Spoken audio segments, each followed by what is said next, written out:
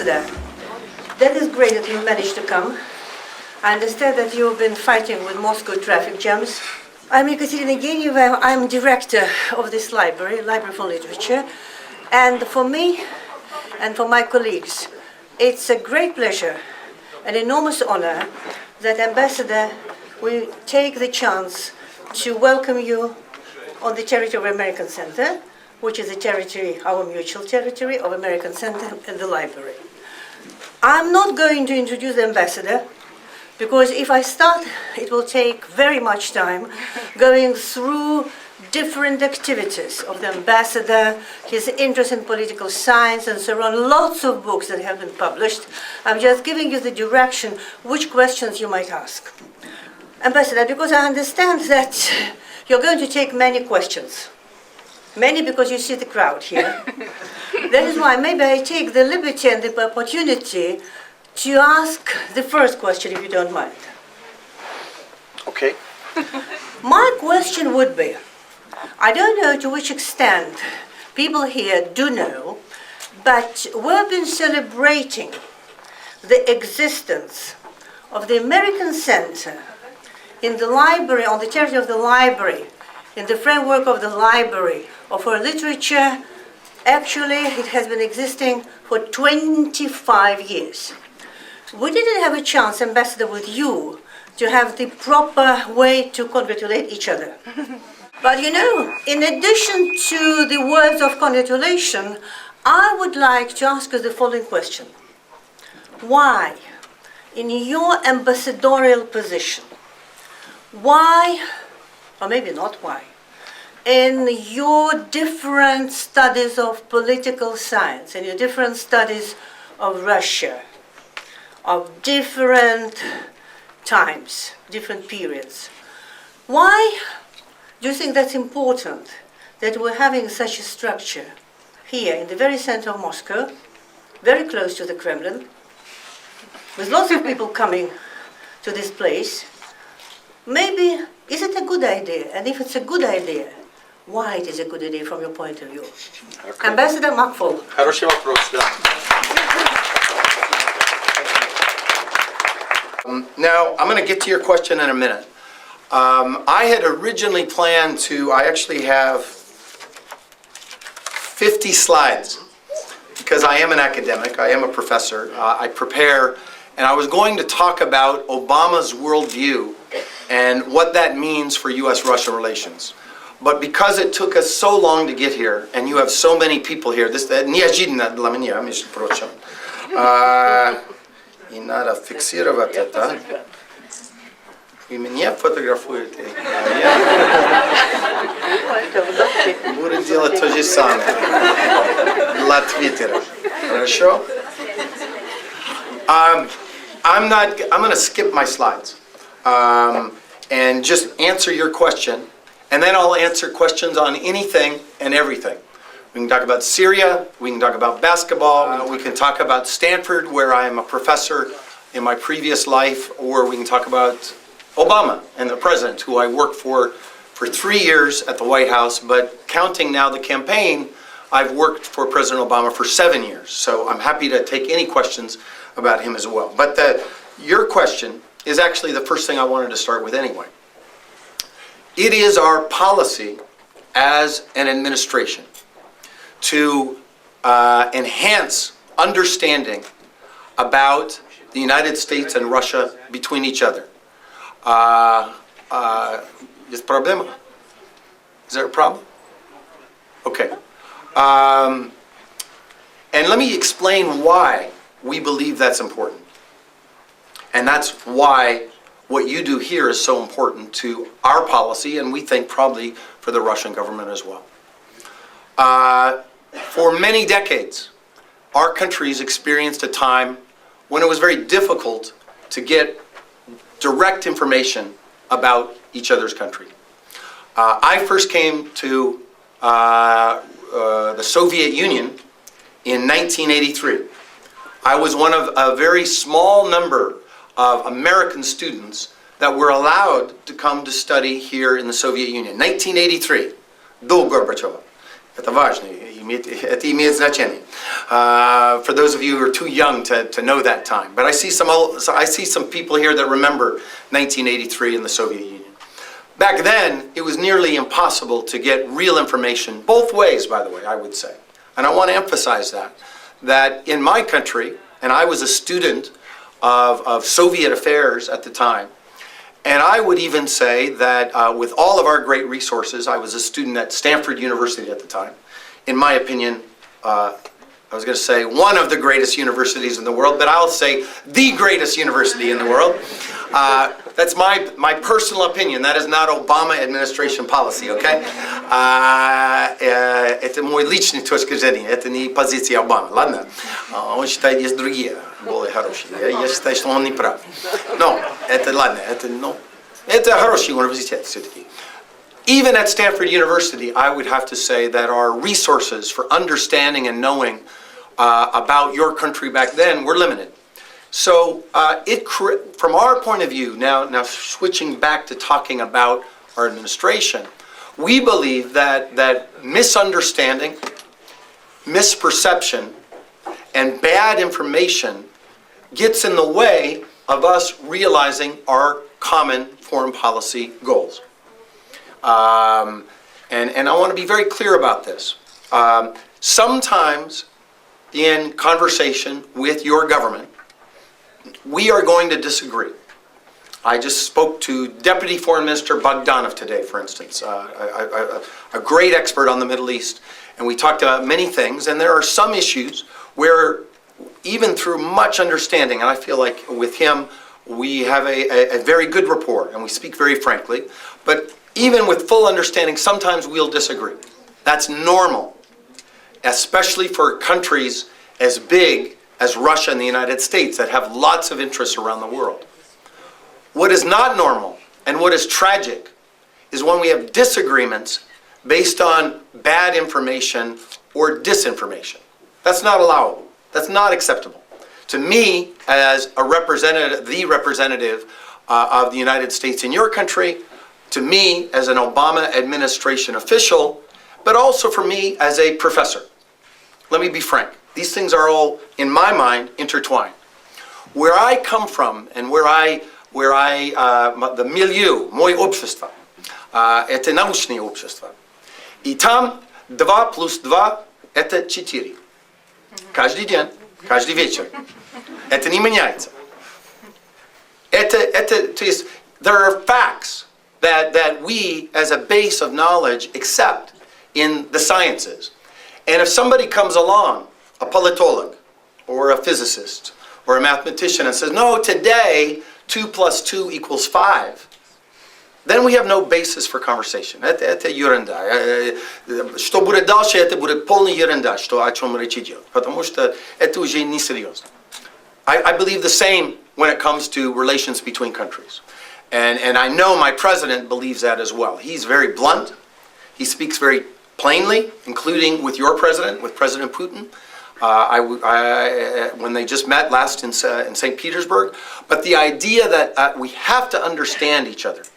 We have to respect each other's point of view, even if we disagree with that point of view. But we have to know what that point of view is. We have to, based on certain kinds of facts. That is essential for our diplomatic relations. So what you do here every day is contributing to that knowledge transfer, in my opinion. And that's why 25 years is a tremendous achievement in the service of what I consider to be in the service of both the Russian Federation and the United States of America. Спасибо большое. Поздравляю. Окей, следующий вопрос. И давайте, вы можете на русском или на английском. И мне говорили, что есть журналисты здесь, да? Это не пресс-конференция. Я особенно сознательно пришел сюда, чтобы я смог бы встретиться всем людьми, которые хотят задавать вопросы. Okay? So but I don't want to discriminate against journalists as well. So I will take your questions. You can ask it in whatever language, but please tell me who you are and where you work, so I know if I'm speaking to a journalist or somebody else. Пожалуйста. Hello, Professor. I'm Dmitry Kalugin. I'm a member of American Center. And I would like to ask you if it is possible to make a collective photo after the meeting. Yeah, I'll stay as long as, yeah, this is a bit of a tension with my staff sometimes. But because, so let me tell you, because I was so late for my punishment, I will stay and take as many photos as you want, okay? Okay, пожалуйста. I'm Kuznetsov Marina. I'm from the Moscow High School of Economics, the university, and I'm a teacher of English. Great. And I have a personal question, Sure, all questions are legal today. not about politics, but about getting a visa. Actually, we have got so many terrible stories about these problems with getting an American visa, about this horrible interview, about these limitations in income when you apply for a visa. For example, I'm just an ordinary teacher, no connection with business, no connection with anything, and my income is just an ordinary income of a Russian teacher. Can I just travel to America for pleasure as a tourist? For example, book a hotel and Yes. buy a ticket Yes. and and apply for a visa. Деньги, пожалуйста, у нас, пожалуйста. But will you give me a visa if my income is not so big? So, thank you for the question. Did everybody hear the question, более-менее? So, о визах, да, это для меня самый больной вопрос вообще. Let me tell you a couple of things, and I can even, while we're waiting, I'll try to look up the facts. I have them with me. So, on my Twitter feed, Собачка Макфол, если вы хотите меня найти, and on Facebook, у меня 5000 друзья, и это limit. You cannot have any more than 5,000, but you can still follow me on Facebook if you want. Please find me there.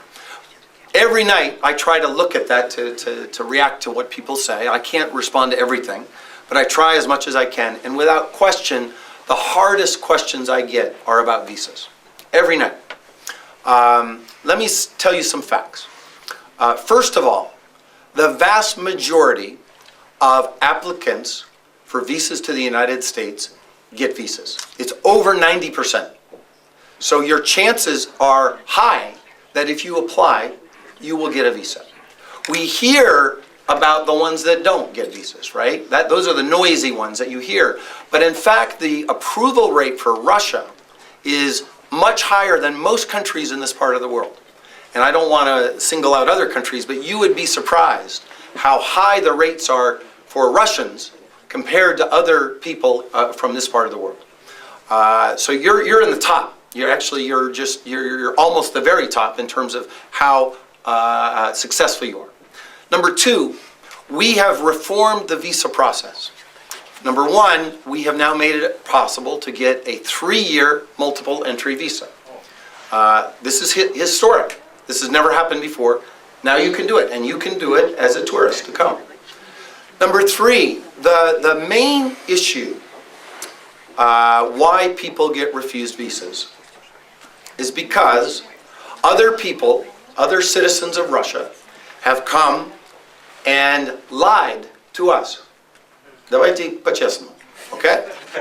They've lied to us.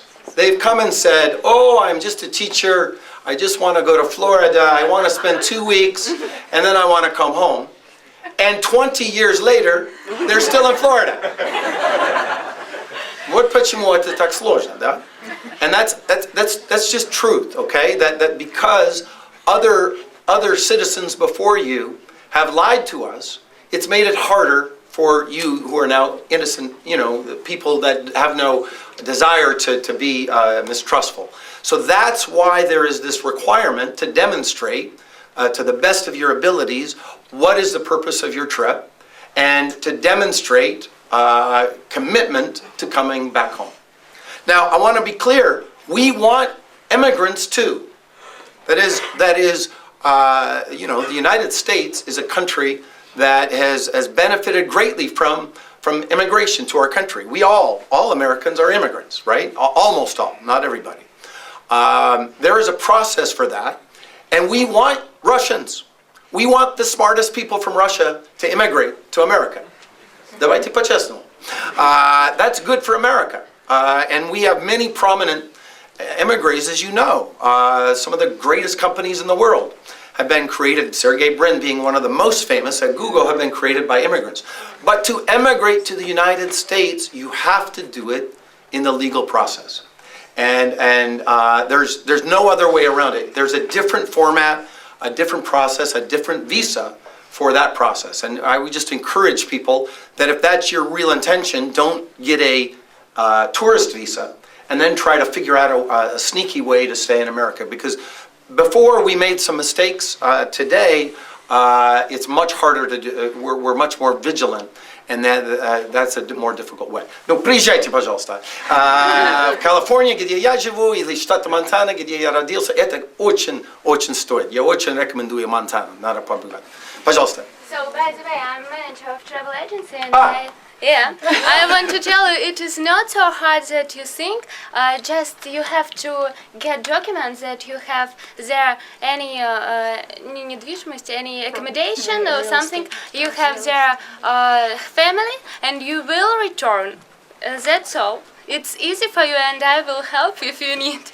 It's easier. Thank you. Just Yeah, I will help. Смотрите, у меня есть. Пожалуйста. Hello, Mr. McFaul. Thanks for coming and giving us this unique opportunity to talk to you personally. My name is Adel Zaparov. I'm Flex alumnus. Oh, great. And Where were you? I lived in California, in Sacramento region, Rancho Cordova. Maybe you know that region. Fantastic, yes. Yeah, I loved it out there. So my question will be connected to politics tonight. And well, I was going to ask that if we go back to summer and to go back to Syrian conflict. Oh, and I'm currently a second-year student at High School of Economics and Study Law. So, and yeah, Vishka. And by the way, yeah. So the question is, when during one of Obama's statements, he told that as far as he gets the authorization from Senate to target bomb Syria, he no longer will need the authorization from the Security Council of the UN. And my question is, do you think it's okay? And for example, don't you think that it will kind of lead to the inequity in international arena when some countries will consider themselves to be world powers and, you know, take some measures against the UN authorization? Thanks so much. It's a good question. Сложный вопрос. So you're right. That is what President Obama said.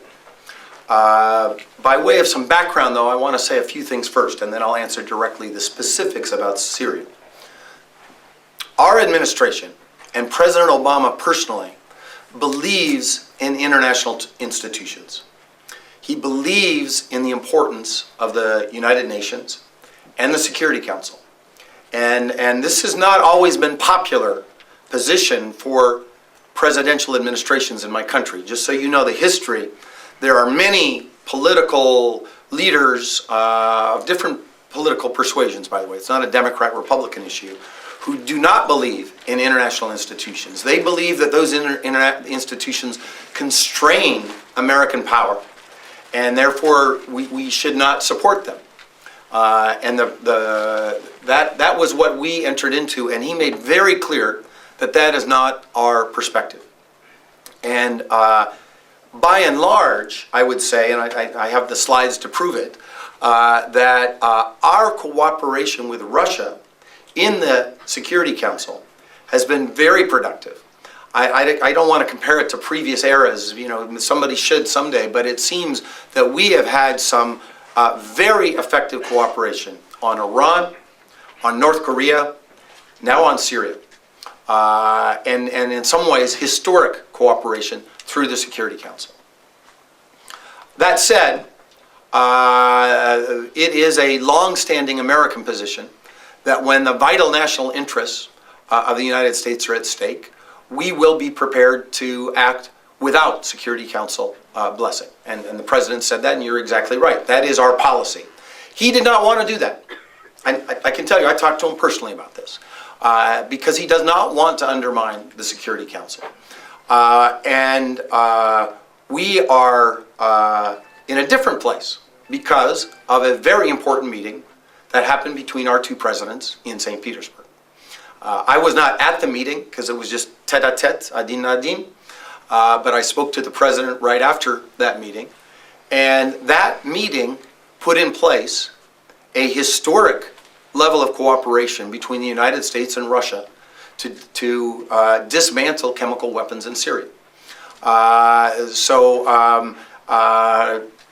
What's the cause and effect, and what was the historical set of circumstances that led to that? I'll leave it to the historians to decide that. But I just want to note that because of the intensity of the moment, we managed to find a solution, and we avoided the scenario that you were talking about. Следующий здесь. Your Excellency, I'm a university tutor. I teach German and English to students, and I have brought my students to listen to your speech. And first of all, I'd like to thank for your real American English. It's a great opportunity. Настоящий американский язык, да, это обычно это не комплимент, между прочим. Я был с послом Великобритании сегодня, он не сказал бы, но хорошо. Между прочим, я изучал Oxford. I studied at Oxford University too, just for the record. I have my PhD from Oxford, so I should have better English than I do. Я извиняюсь. Well, I'm wondering what kind of English do you speak, because there is a great variety of accents in the United States of America, Southern accent or Northern accent, and has the Russian language affected your English, because taking into consideration your Russian skills, well, I guess that you have spent more time in your life speaking Russian than English. Нет, это не так. Thank you. Ну, хороший вопрос. Ну, я говорю настоящий американский язык. Конечно, я так не считаю. I'm from Montana, the state of Montana. So people from the east would say that I have a Midwestern accent. That's what they would say to me. We in Montana, for those of you know, and most, I'm sure you wouldn't be here if you weren't interested in America. We in Montana, we don't think of ourselves as being from the Midwest. That's a kind of a, well, we think of ourselves as being from the Northwest and mountain people, right? As opposed to the Midwest, which is this flat place. But in truth, we do sound a lot like our friends who live in North Dakota, South Dakota, Wyoming, Iowa, and that part of the world. So I probably have to the extent I have an accent, it's probably from there. I've lived most of my life in the West, and in addition to accents, there are mannerisms and speeds of speaking that you notice, right? So you will notice that the tempo of my speech is slower than, say, somebody from the East Coast. And so it's probably easier for you to understand me than if you had one of my colleagues from the East. And that is also true. I think that's, as a teacher, I think that is an advantage, not a disadvantage, but they might disagree with me. So I'm glad you're all here. Yes, in the back. Hi, my name is Anna Zinkova. I'm Flex alumni too, Texas, San Antonio. I'm also a doctoral candidate in historical science.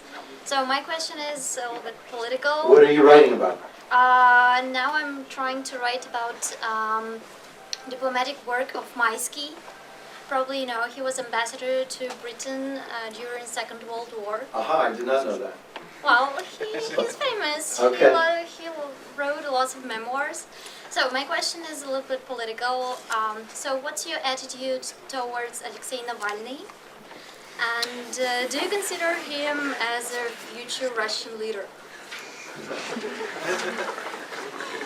Well, he's not a future Russian leader. He's already a leader because of what the people of Moscow did in the election. So, as an observer of your politics, not a participant.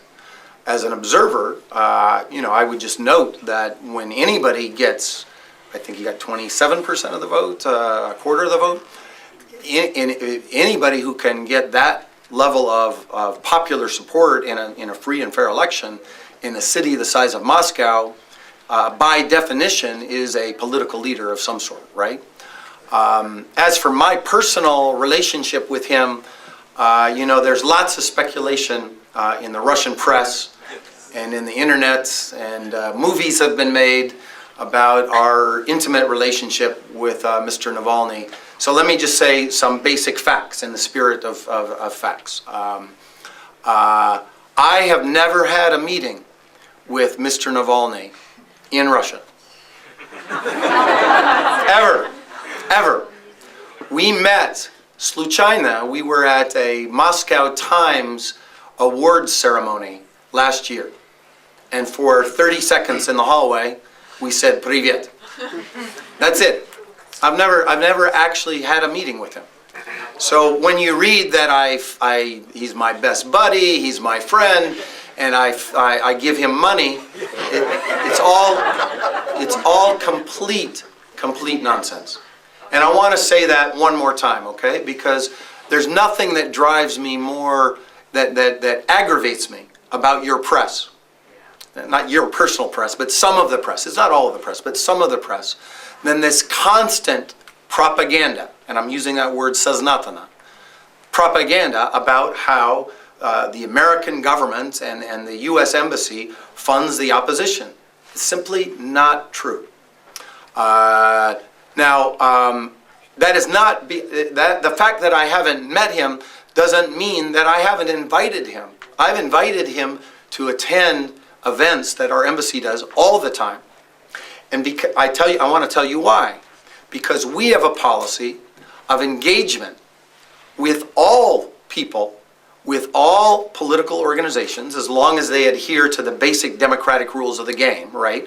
We don't meet with terrorists, and we don't meet with people that seek the overthrow of regimes. And I mean this in Russia and around the world. We have a very set of guidelines about who we meet with and who we don't, in terms of those radical categories. But after that, Единая Россия, Коммунисты, LDPR, all of these groups, it is my policy as ambassador to seek engagement with them and to invite them to events at Spaso House, including, by the way, Mr. Zhirinovsky, who attended the July 4th celebrations at Spaso House last summer.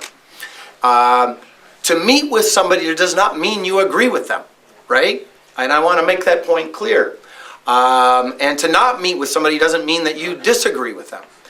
Those are different things, but it is our job to know what is happening in your country. One of the functions that the embassies around the world play, as well as Ambassador Maisky, I'm sure, is to inform their leaders back home about what is going on in the country they are based in, right? It's called cables, right? We write cables. That's a major part of our job at the embassy. And you can't write cables if you don't have contacts with the full spectrum of society. And so it is our job, I consider it our job as diplomats, to have engagement with as many people as we can. Not making judgments about their politics, but so that we can inform our leadership back home about what is happening in your country. Please. My name is David. I study international law, and I have a close question. I know that, and you have practically said that you hate some rumors that you came here to make a revolution, something like that. But still, the fact is that during your second work day as an ambassador of the United States, Yes. you have met representatives of Russian non-system opposition. Yes. And I just wonder, what was the topic of your conversation? So do you have any close relations with them now? Thank you. So everybody hear the question? Второй день работы Макфол встретился с оппозицией. Почему? Я не считаю несистемной на самом деле. Я буду об этом говорить. Потому что 3 из них были ваши депутаты. И 3 другие были бывшие министры. А что значит несистемный? Если человек сидит в Думе, это считается, что несистемный? Очень странно для меня, когда я слышу несистемный. Но мы считаем все члены нашего Конгресса системными. А почему вы считаете, что что-то другое считал. Somebody else has decided that, Mr. Ponomaryov, I can't remember if he was there, but he's a good, was he? I can't even remember. But he's not a member of Russian parliament anymore. Well, well, I'll leave to you to decide who is systemic and who is anti-systemic. That's your business, not mine, okay? You Russians, I mean. But as an outsider, these distinctions have political connotation on purpose, okay? When somebody says you're an extremist, that's a subjective point of view, right? When somebody calls me a extremist for their about my political point of views, they're obviously trying to categorize me as being somehow outside of the system, right? That's a political statement to call somebody systemic or anti-systemic as point of view. But it's your politics, not mine. Let me get to my politics, okay? Сейчас, хорошо? We have a policy to engage with the Russian government. By the way, our engagement of the Russian government from the beginning, I joined the government January 21st, 2009, the first day of the Obama administration, right? And as we did a review of policy towards Russia, which later became known as перезагрузка, right? Reset. Это мое слово, это моя идея. Хорошо или нет, вы оцениваете. No, it was what we did, right? Part of what we laid out in those documents, in terms of our policy, was that in order for us to realize our national interests, we need to have more engagement with Russia. And by Russia, I mean the government, business, and society. All three. And that's the policy we set out. So, when the President Obama, first came to your country in July 2009, I was with him, of course, as his Russia advisor. And he met, on the first day, he met with President Medvedev and spent the whole first day of his time in Moscow with your president in various different meetings, right? On the second day, he had breakfast with the Prime Minister Putin. So we engaged with the Kremlin and the White House. И то, и другое. 3-hour breakfast, by the way. Very interesting. Я могу рассказывать, если вам интересно. And then what did he do with the rest of his day? He met with business leaders. Systemic or non-systemic, I don't know which, are they, he met with business leaders. He then met with civil society leaders, American and Russian, in a parallel meeting that they had. He then gave a speech at РФ, the new economic school. In fact, there was a debate whether to go to higher economic school or new economic school, just so you know. Very, very close competition of which one to go. He decided at the end to go to РФ. Also, systemic, non-systemic, private, you decide, it's your decision. And then at the end of the day, he met with political people in the parliament and what you would call opposition, right? In fact, I have a photo here. Вот мой президент. Если вы можете смотреть, on the other side of the table, господин Зюганов. Вот он. Налево это Немцов и Митрокин и все другие были там. Я не знаю. What's this woman's name? I'm forgetting his name. Который нам критикует сейчас очень сильно. Мизулина. Который меня лично критиковал много раз. Вот она сидит с моим президентом. Вот она. That's our policy. That's the President of the United States that did that, okay? And the reason I'm going into detail about it is because it has been our policy from the get-go, and it remains our policy. So the instance that you're talking about, when I first got here, let's first be clear about the facts. It was not my meeting with the opposition. Это неправда. Что вы говорили, это неправда. Вы знаете, с кем он встречался? Они встречались. Вы знаете? Предыдущим послом. Нет. Вы не знаете, это интересно меня. Давайте, а кто знает, с кем они встречались?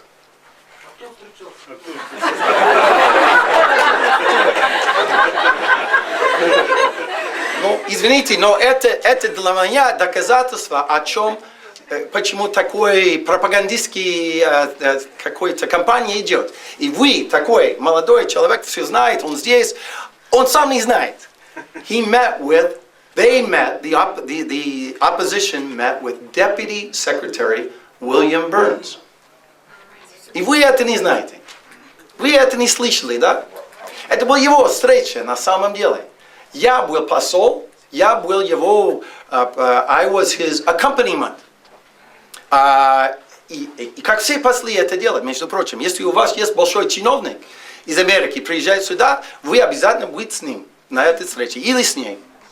Допустим, субботу, on Saturday, I was with the Under-Secretary of State, Rose Gottemiller, when she met with Deputy Foreign Minister Rybkov. Но это была ей встреча. Я сидел там, ничего не сказал, ничего не делал. Как 2 года тому назад, между прочим. Но это просто маленький факт, но имеет в виду, что кто-то решил, что это важно, чтобы вы думаете, что Макфол встретился с оппозицией.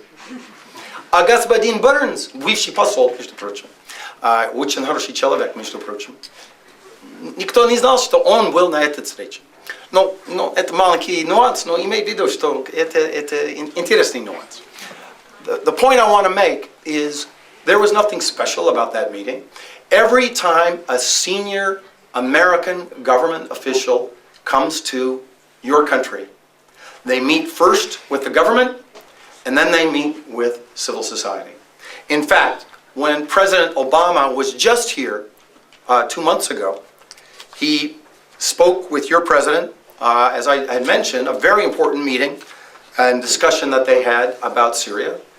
And literally 2 hours later, вот мой президент с вашим представителем НКО. He met 2 hours later with civil society leaders. That's our policy. And by the way, I think it's a good policy. I think it's a smart policy. And I think your government should practice the same in my country. Because you should understand who our opposition is. You should understand who our civil society is. And just talking to chinovniki at Gosdep, you're not going to really understand the essence of the politics of the United States. And time again, we have problems in terms of our diplomatic relations because your leaders do not understand our politics. They underestimate the power of the U.S. Senate. They underestimate the power of civil society. They underestimate the power of lobbyists who speak on behalf of economic interest groups.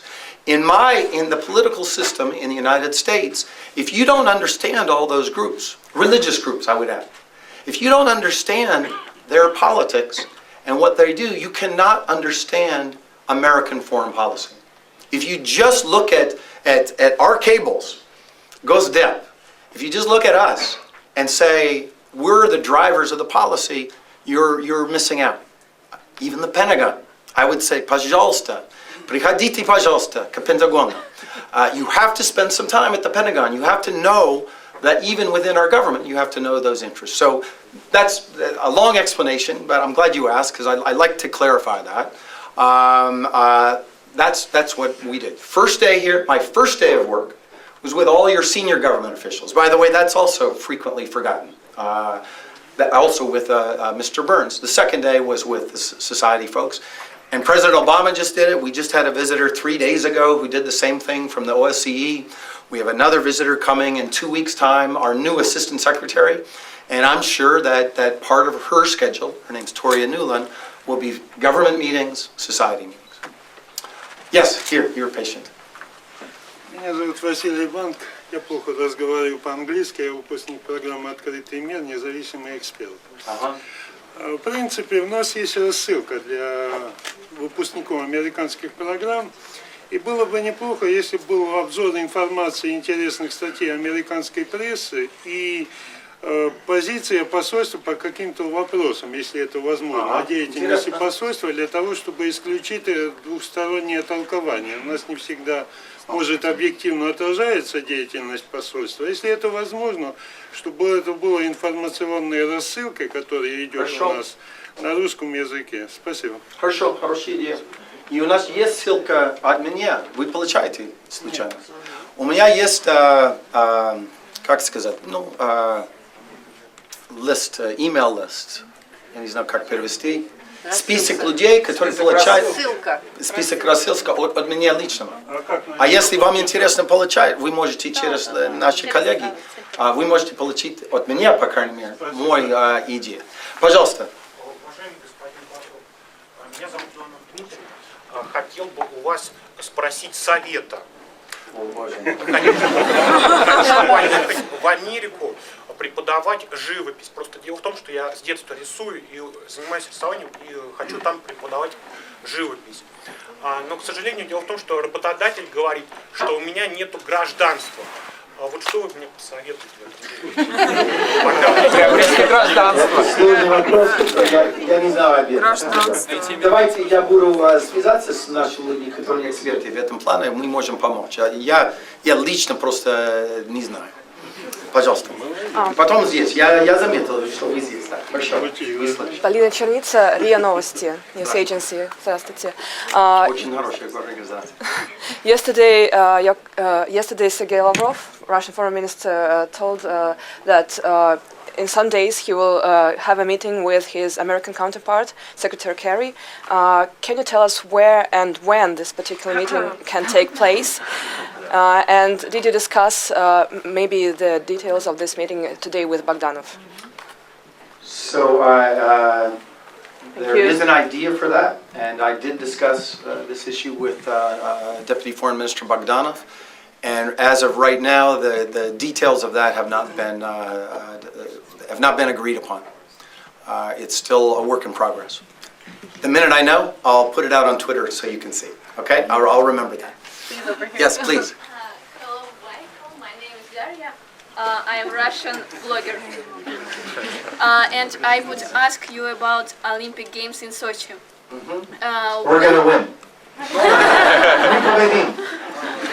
Will you come to support your national sportsmen on Olympic Games in Sochi?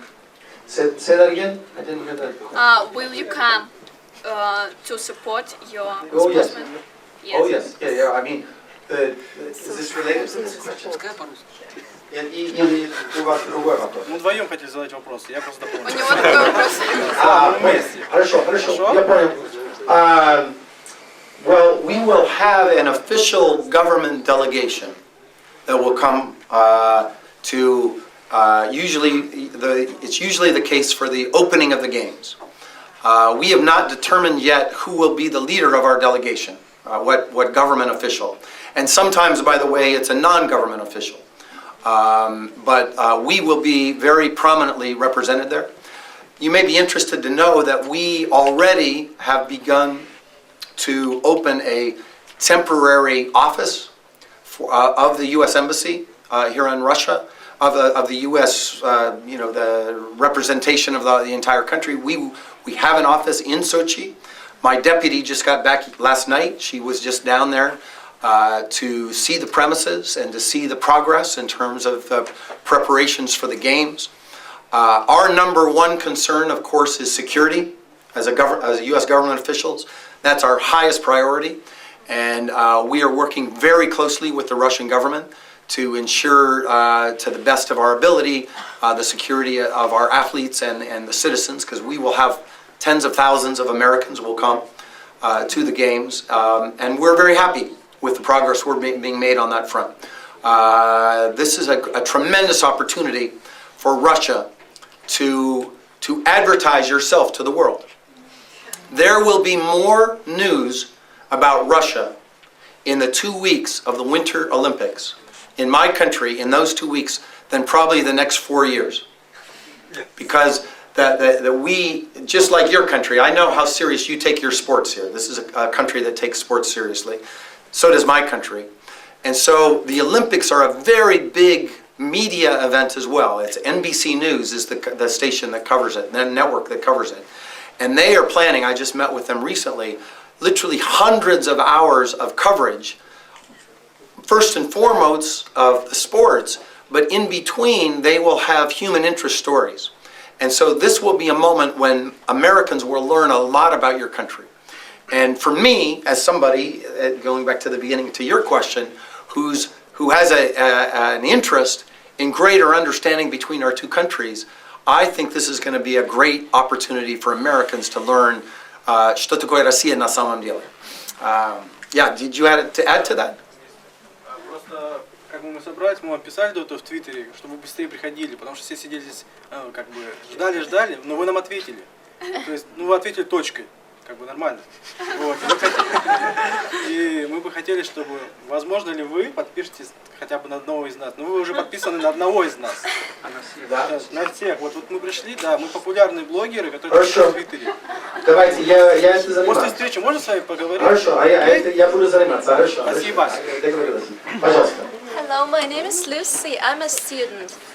One of my hobbies is playing the violin, and I would like to find out if you play any musical instruments.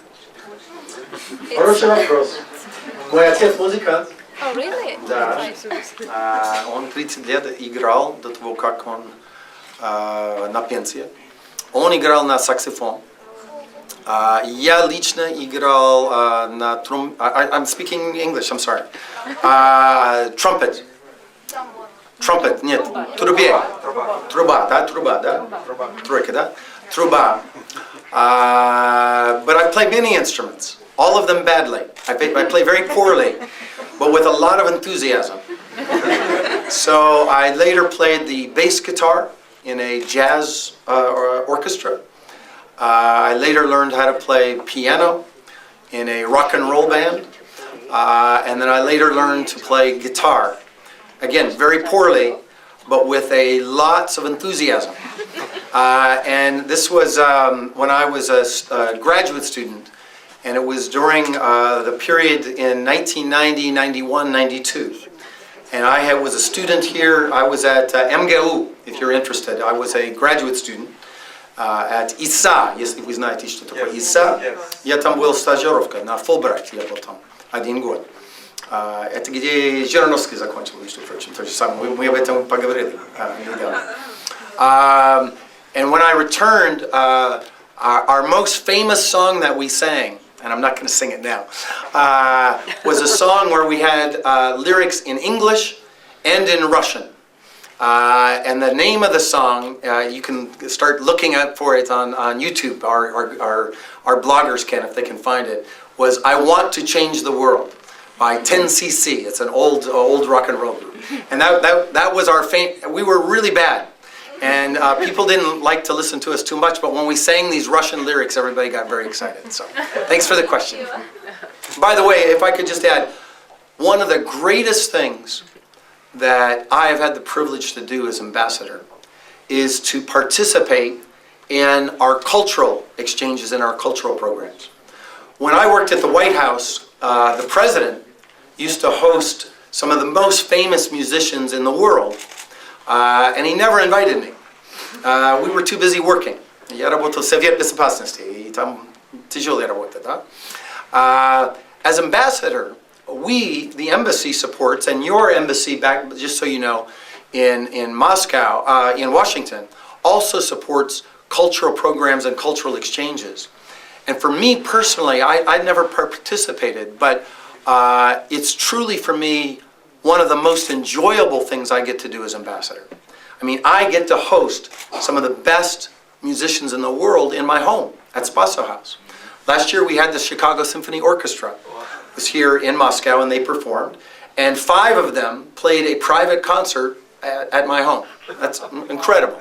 But number 2, what's even better than that, not the privacy, but the music, of course, is a universal language, right? You don't need to speak Russian or German or English to understand and appreciate great music.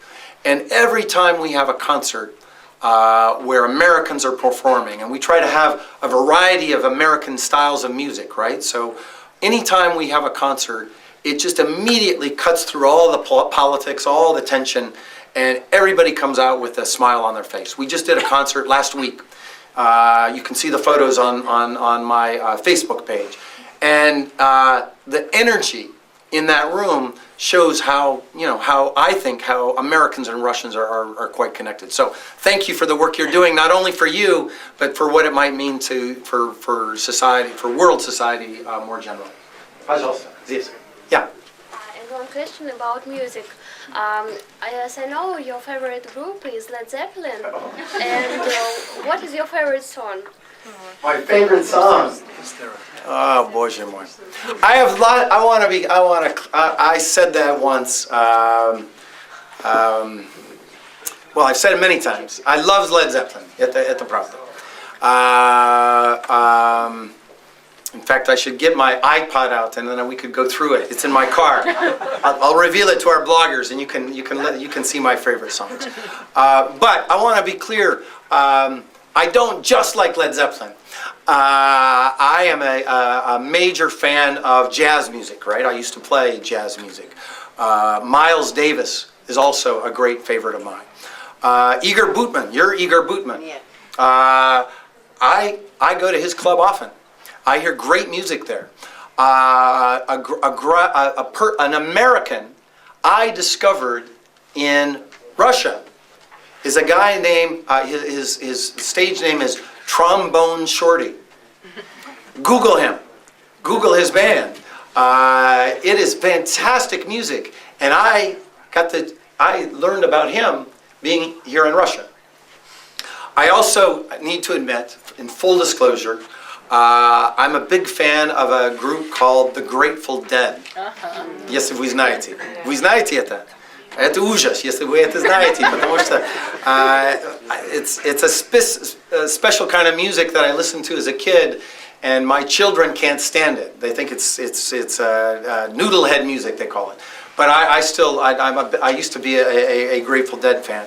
I'm also a fan of hip hop. I have a lot of contemporary music, hip hop music on my iPod too. So you know what? Here's what we'll do. I promise you. I don't know when I can do this, but let me do, because it sounds like there's some interest in this. I will go to my iPod and I will put out on Twitter or something. I'll just randomly go through and you'll see the 10 songs that come up first.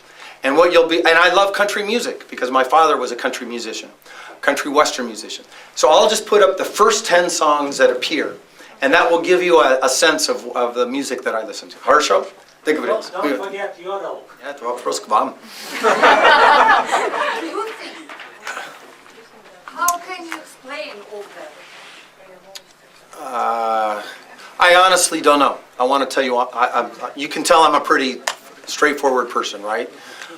Sometimes too straightforward for my own good. I don't know, because from our perspective, and you know, this talk that I plan to give, you know what, I'll put this up on Facebook and Twitter too, so you can see what I plan to say. But from our perspective, we have a productive relationship with the Russian government. We have achieved real accomplishments that are vital to our national interests in the last 5 years. This is real stuff. The New START Treaty, the supply routes to Afghanistan, unprecedented. Iran, major cooperation and on the verge of some very important diplomacy. In fact, right now as we're here, our colleagues are working together on that. North Korea, Syria, WTO accession for Russia. I personally worked on all of these accounts. And we look at this as a record of achievement that should be shared and celebrated. Good for Russia, good for the United States. As President Obama likes to say, we seek win-win outcomes, not zero-sum outcomes. He does not see the world in terms of zero-sum. And by that I mean if it's 2+ for Russia, 2- for America. That was maybe a way that we used to do politics, but that's not the way that President Obama sees the world. And on our major issues of the day, the things that we care most about, we think that we are more likely to succeed in achieving our outcomes if we are cooperating with Russia rather than in a confrontation with Russia. So we're pleased with the results. That does not mean that we do not have differences. I want to be clear about that. We've had some major disagreements about Syria and the Arab Spring for the last 2 years. We are disappointed in the new law that was passed in this country banning adoptions for American parents. We don't understand that. We don't see how that's in Russia's interest, and it's most certainly not in the interests of those parents. And I could go on. We have a number of serious differences. I don't want to discount them. But on balance, we think that respectful engagement is good for Russia and is good for the United States. I'll tell you one thing. You will not see that kind of anti-Russianism in the United States. It just, there are other things in the news. I'll just put it that way. But you can tell I don't have I observe what you're talking about. So I acknowledge the diagnostics, but I don't have an explanation. Please, here. Мистер Макфол, Я буду быстрее ответить. прокомментируйте, пожалуйста, слухи о вашей возможной близкой отставке. Вот их много в интернете, пожалуйста. Это каждый месяц бывает. Kremlin sources, I'm used to it. Я привык. Это каждый неделю бывает. Как вы думаете, откуда они взялись? Вот в интернете блогеры многие. Там написано от Кремля. Надо их спрашивать, не меня. Пожалуйста. I would like to ask you a few questions. Two questions, first of all, about the removal of Obama because of his so-called anti-Jewish position, because of his position on the Middle East. Это не будет. Okay, and then the last question, what about the Peace Corps? The root of anti-Americanism is the lack of the Peace Corps activity here in Russia. And I don't understand how can you enlarge your engagement without such instruments like the Peace Corps of the United States and its proxies here. Yes. So that was before my time in government, but it was the Russian government that asked the Peace Corps to leave Russia. That was not our decision, just so you know. Yeah, I know. Well, but what about the future? Well, because without this instrument, you cannot promote your interests. I agree, and I think we are better off with the Peace Corps here rather than not. I think we are better off with the USAID working in Russia versus not. But we are respectful of the sovereignty of the Russian government to make these decisions. But it is our view that the more connectivity between societies, the better it will be for U.S.-Russia relations. It's just that simple. The more connectivity is better. And so any instrument that can increase connectivity, я за. Пожалуйста. Thank you so much. My hand is served. I noticed. Я заметил. I study English and... Но не переломный, как я. No, I study English and I'm one of your followers on Facebook, and my question is about culture. I personally believe that there are a lot of similarities between American and Russian culture. And my question is, when you first came to the USSR, it was a very different country. Personally, for you, what was the most shocking, amazing similarity between young Americans and young Russians? Led Zeppelin. Нет, на самом деле хочу об этом говорить. Очень хороший вопрос. Я был студентом, да, я был 12 лет. Я никогда не был за границу до этого. Мой первый поездка за границу был в Советский Союз. И мечты было очень похожи на наши, то есть на ребят из Америки. И, конечно, условия и ситуации были совершенно другие, да. Но в этом плане мы были очень близки. И до сих пор я так и считаю. I agree with you that I think I have studied in several countries around the world. I have lived in other countries around the world. And I have visited probably 70 or maybe even 80 countries around the world by now. So I have some comparative analysis, right? In my personal opinion. And I am greatly impressed by the similarities in our cultures. We're big countries. We think big. We have confidence as people. Some people don't like that about us. Some of your neighbors don't like it about you. Some of our neighbors don't like it about us, right? But we have a kind of mission that we think that we have in the world. 3, I think my country has some of the smartest, most creative people in the world. That's my personal view. When I'm at home, I live in the Silicon Valley, right? Where some of the most creative people in the world have congregated to create things that many of you are using right now as I speak here, right? I see that same big brainness, I call it, right? There's a lot of big brains in Russia. A lot of really smart, creative people. So that's another thing that I think we have in common.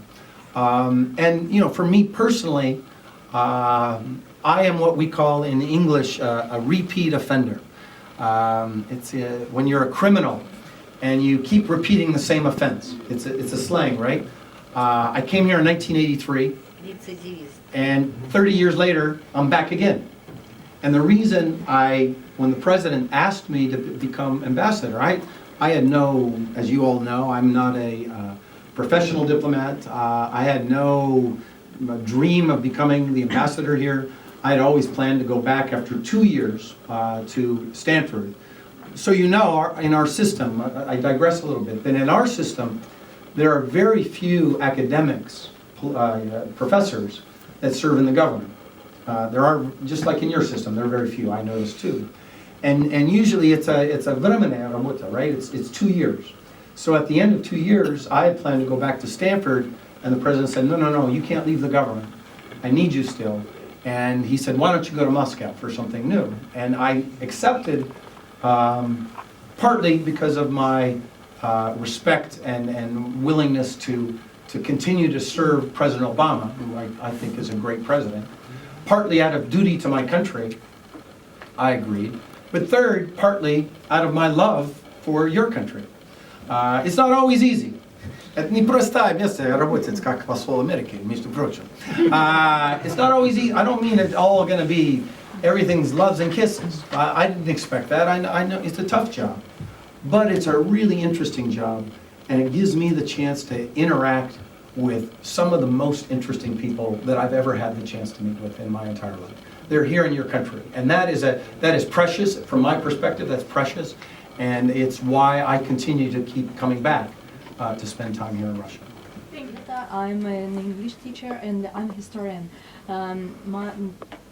So I wanted to ask you a personal question. What is your field of your interest, scientific interest? You said that you is Stanford. Yes. Was in Stanford. Yes. And I have another question. Okay. I can answer it. Could you comment the situation of American government shutdown? Over the years, my interests have changed.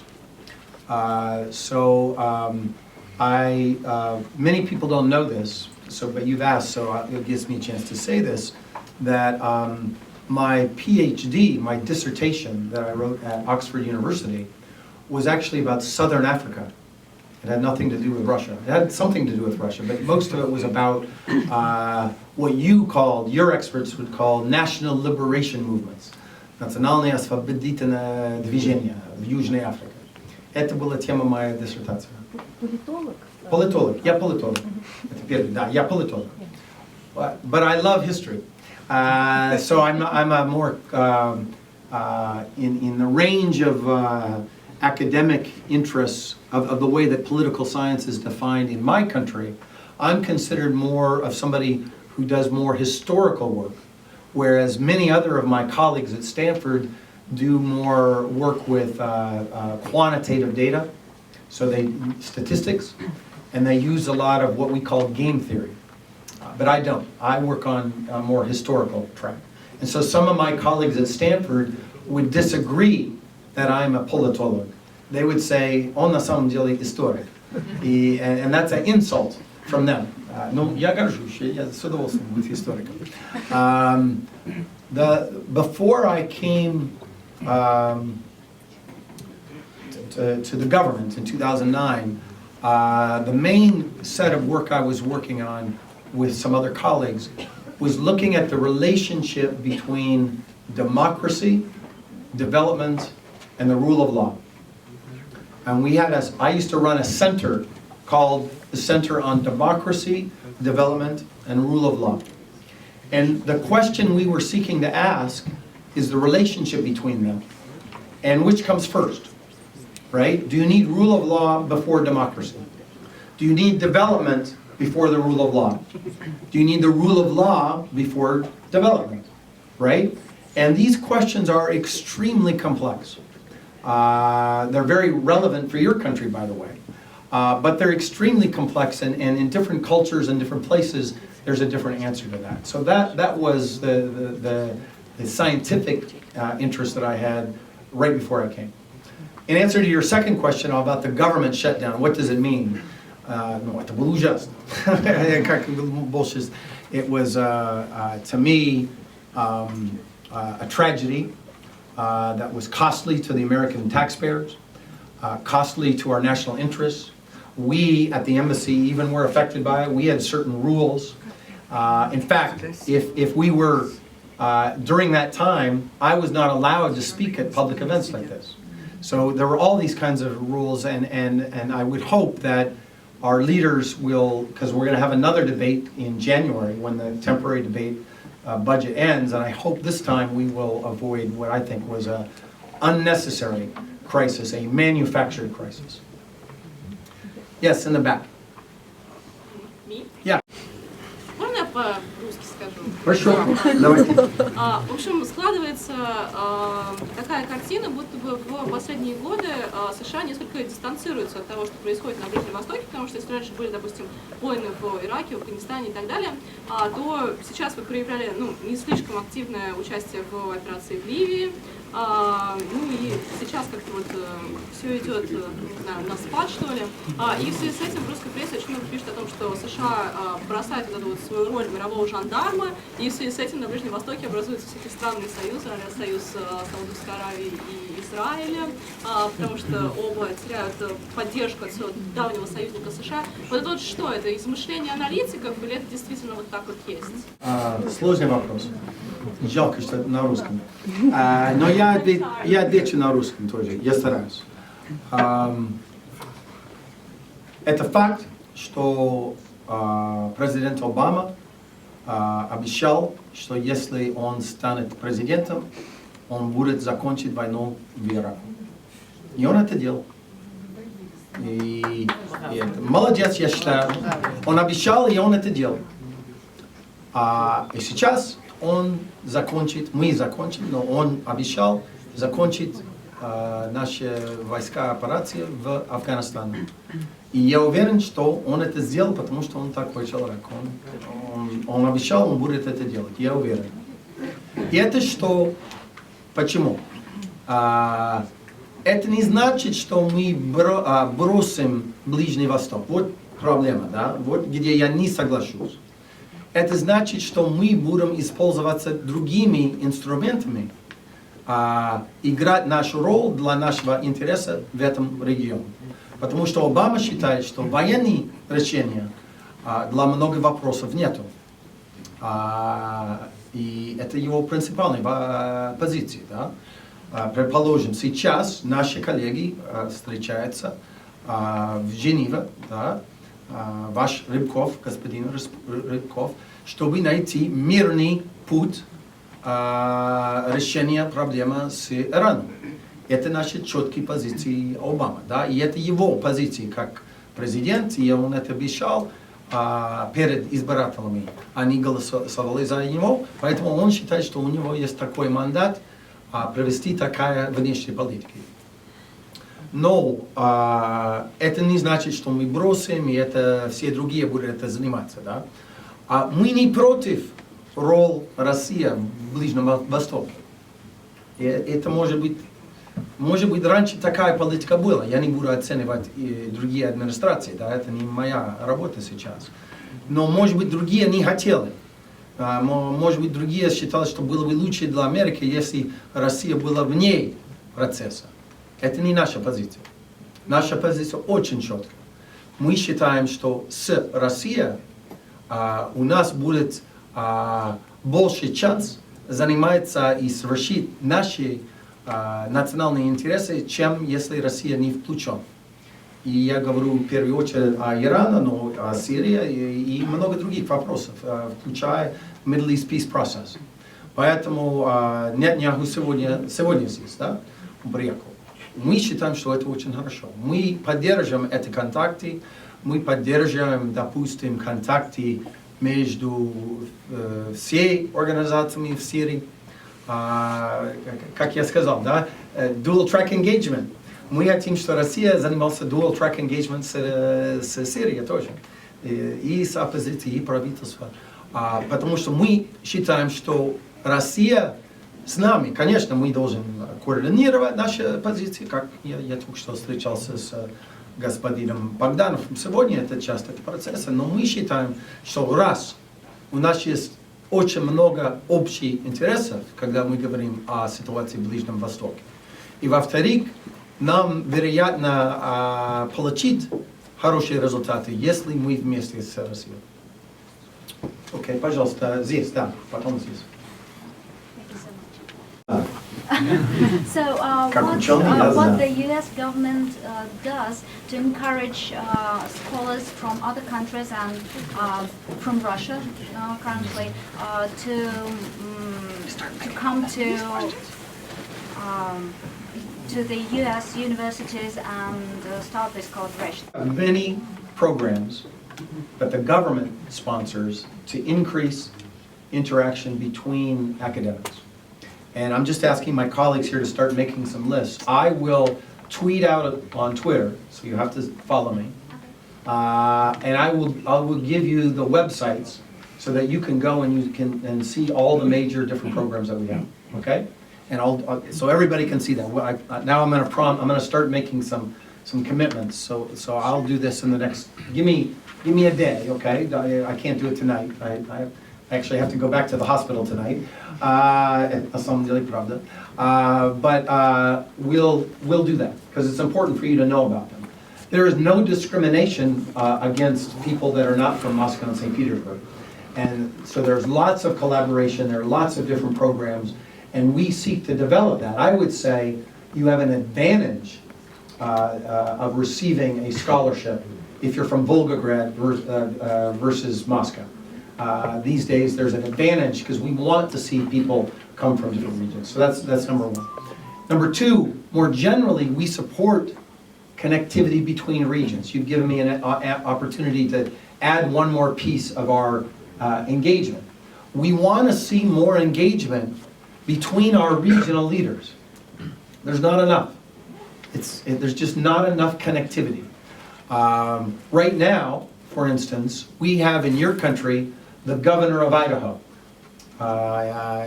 It's next to Montana, right? So another cowboy. He wears cowboy boots. I hosted him at my house on Monday, and he brought with him 50 businesses from Idaho. And it's fantastic because they're meeting all sorts of people. We need more of that. We need governors from the regions of your country to come to America and not just wait for the federal government people to do everything. And by the way, I believe that about a lot of things. We shouldn't wait for the federal government to do the things we need to do. We should take ownership and just do it ourselves. And to the extent that we as the embassy can facilitate that, that is definitely our job. Yeah, in the back. Excellent. My name is Igor Khrushchev and I'm a journalist. Sorry. Sure. Yeah.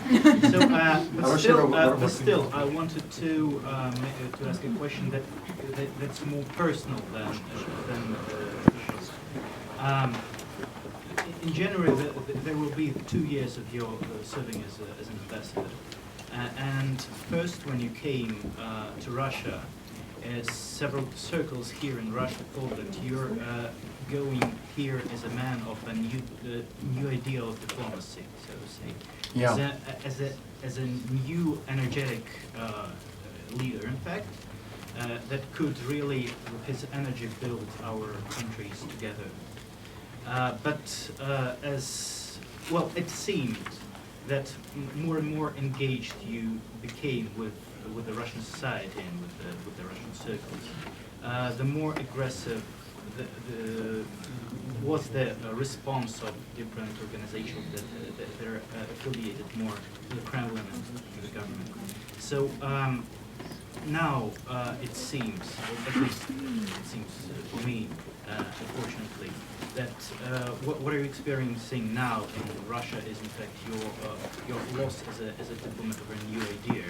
So and you're becoming more underbeat, yeah, less upbeat. Less upbeat? Well, I can barely talk. I need surgery on my finger, and I showed up to speak with you. How much more upbeat can you be, man? I mean, from a deep doc, you know. Why am I so sad? Is that the question? So the question is, are you really experiencing is a loss of your diplomatical idea or not? So and what do you think? What are you going to do after these 2 years? Great. So, I understand the question. It's a good question. I would say a number of things. First of all, my first priority as the U.S. ambassador to Russia is to advance American interests. Okay? I'm here to represent my country. I'm not here to represent your country. And in the first instance, the main priority in terms of what I do day to day is to interact with your government. Now, you read things about me and you see things, and there are certain groups, and I don't want to talk about them. But I have no trouble whatsoever with meeting with the most important people in your government to do the business between the United States and Russia in terms of government-to-government relations. I don't tweet about every meeting I have. Now, some of you. Because some people prefer, government officials might prefer not to be so public, and I respect that. But when it comes to the Ministry of Foreign Affairs, I do that job every day, and I feel very good about that job. And these are people I want to emphasize in your government that I've worked with for 5 years. At the beginning of the reset, we did all these things that I talked about. Well, we did them with your government, right? Some really hard work, by the way. But as a result of that, because of my time at the White House, at my White House, I got to know your senior government people, and so that part of my relation, that part of being a normal diplomat, I do every day, and I see no troubles whatsoever with that. Literally no troubles whatsoever. I'll let the historians judge, but my guess is that, well, I'll just leave it at that I have no troubles whatsoever doing that part of my job, and I do that job, and that's part of, some of those pieces of my job are the most interesting parts of my job. Some of them are not so interesting. Some of them are hard. I was the guy who went to the Kremlin this summer to tell Mr. Ushakov, who works for President Putin, that President Obama was not coming to Moscow. So that's not so pleasant. I was the bearer of that bad news, right? But that's the job of every diplomat that I know in this town. And we as an embassy, and I as an ambassador, we do that every day, and we do it just like my predecessor and before, no problem whatsoever. So how that's portrayed in the press is different than how it seems to me in reality.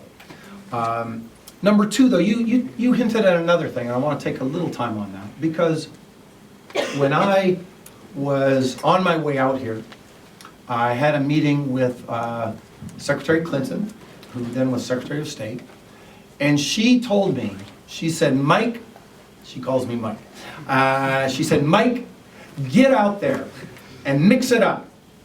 Interact with real Russians. Don't just sit around with the chinovniki. Meet Russia. Get out there and tell our story about who we are as a country and what we are doing as a policy. It was from her that I got these instructions, right? It wasn't my idea. How do I know how to be an ambassador? It was her idea. And she told me, for instance, to get on Twitter. Before I came to Russia, I had never seen Twitter. Ни разу это не видел, ни разу. Хотя я живу 2 майлов от Твиттера в Silicon Valley, я ни разу это не видел. I'd never seen it before. That was not my world. She said, get on Twitter. Get out there because it's an instrument to explain who we are and what we're doing. And so I've taken that very seriously. And why am I here tonight? Because of that challenge to engage with all aspects of society. I don't know who you are. I don't know your name. We didn't clear you. We didn't say, oh, that guy's important, that guy's not important. We said anybody can come to this meeting. Think about how revolutionary that is. That we just put out on Twitter and Facebook and said, приезжайте, пожалуйста, или приходите, пожалуйста. That's new diplomacy. And I'm very proud of that. For 2 reasons, I want to be clear, it's a two-way street. One is, it gives us a chance, our embassy, and me personally, to explain our policy and to explain our country. We don't want you to agree, right, as I talked about over here before, but we want you to at least know what it is, so that you don't have to rely on somebody else to interpret what we're doing in the world. I get to tell you how we think about the Middle East, not just Sergei Markov, right? Это мой друг, но иногда он говорит такие вещи, которые я считаю не очень. Я не согласен с ним, да? Ну, ради бога. I could argue with him, but I just use him as an example because he's my friend. But I want to be able to communicate directly to you, not just through your experts. But number 2 is a very important thing. I learn about Russia by these kind of meetings. I learn about Russia by reading your tweets to me and reading the comments you leave on my Facebook page. I don't always like it. Well, let me tell you honestly. And you have some very crude people in your country, между прочим. Vulgarные ребята. У нас тоже самое, между прочим. I don't like that part of it. I don't think that's respect. That shows no respect. Some of the things that get posted about me and my colleagues and my family, God forbid. I find that's an insult to your country when people do that. Just so you know, they're insulting you. They're not insulting me. But most of the commentary that I interact with, I learn from. We learn from. And that's, to me, part of an interactive process. So, there are things that are beyond my control as an ambassador. I want to be clear about that. It was not my decision for the Russian government to decide to close USAID. That was not my decision. It was not my decision for them to stop adoptions for American citizens. It most certainly was not my decision that Mr. Snowden came to Russia, right? Это было случайно. Это не подарок. And by the way, I think many Russian government officials feel the same way about that. So you don't get to, as a ambassador, you don't control all the things that you're held responsible for, right? You have to react to them. But by and large, thinking back, and I'll reflect on your question, and I'll write a long blog about it when I get to the 2-year anniversary. I'm incredibly pleased with the traditional diplomacy that I continue to do every single day, including today, by the way, coincidentally, and the new diplomacy that we have started to do, because we're already seeing the effect in other embassies around the world, and even in the Russian embassies around the world, of using social media, of being more open about what we do. And we think in the long run, more openness, more transparency, more information is good for our national interests.